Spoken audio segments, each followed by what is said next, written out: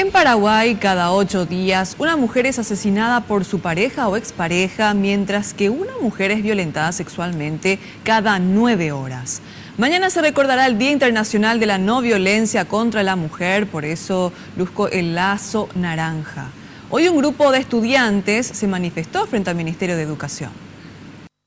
La Federación Nacional de Estudiantes decidió cerrar hoy la calle 15 de agosto frente al MEC para repudiar la posición del ministro Enrique Riera, que según ellos promueve el odio, discriminación e intolerancia, utilizando la educación en detrimento a sus derechos.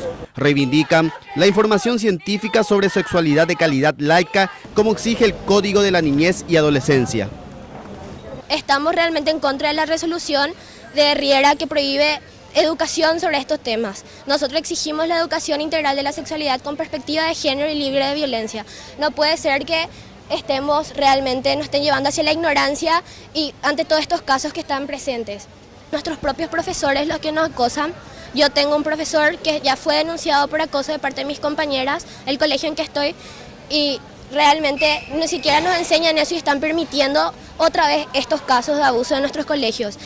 Mañana se conmemora el Día Mundial de la Lucha contra la Violencia hacia las Mujeres y Niñas. Varias organizaciones estudiantiles y colectivos feministas se preparan para marchar con sus carteles de protesta contra los acosos callejeros, discriminación y todo tipo de violencia que sufren a diariamente simplemente por el hecho de ser mujeres. Hoy día tenemos 44 feminicidios registrados en el 2017. En Paraguay, 2 niñas son obligadas a dar a luz por día.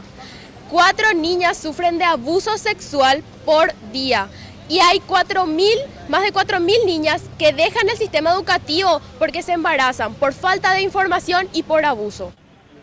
La convocatoria es en la Plaza Italia desde las 16 horas. Desde allí marcharán hasta la Plaza de la Democracia.